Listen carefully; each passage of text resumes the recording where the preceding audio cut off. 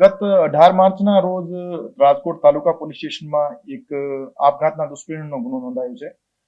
જેમાં હકીકત એવી હતી કે ફરિયાદીની દીકરી કેતન સાગઠિયા નામના ભુવાના સાથે રહેતી હતી છેલ્લા 1 વર્ષથી, અને કેતન સાગઠિયા નામના વ્યક્તિ દ્વારા એમને અવારનવાર હેરાન પરેશાન અને મારકૂટ કરવામાં આવતી હતી.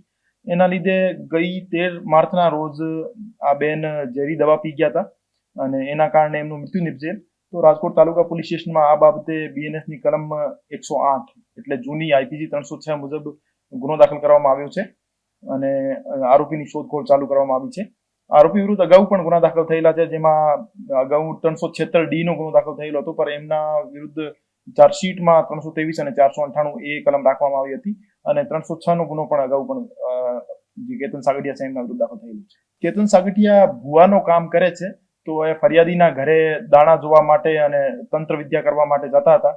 તો એના લીધે ફરિયાદીનું કેવું છે કે મારી દીકરીને એમના દ્વારા વશમાં કરી લેવામાં આવી હતી, પર તપાસ દરમિયાન શું સામે આવે છે જોવાનો પ્રશ્ન છે.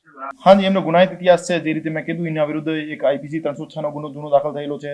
એના ઉપર 376D ના આક્ષેપો લાગેલા છે. તો અગાઉ પણ એમનો ગુનાહિત ઇતિહાસ રહ્યો છે.